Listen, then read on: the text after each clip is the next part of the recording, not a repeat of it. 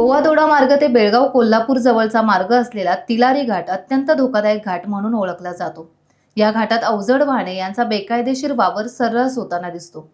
अवजड वाहनांमुळे घाटात ठिकठिकाणी रस्ते खचलेले आहेत, संरक्षण कठडे तुटलेले आहेत.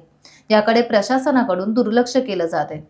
सार्वजनिक बांधकाम विभाग कोल्हापूर याकडे गांभीर्याने लक्ष देत नाही.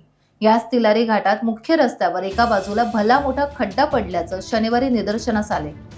यामुळे वाहनधारकात खळबळ उडाली आहे. दोडा मार्ग ते कोल्हापूर मुख्य रस्त्यावर तिलारी घाट लागतो. या घाटात पावसाळ्यात रस्ता खचलाय.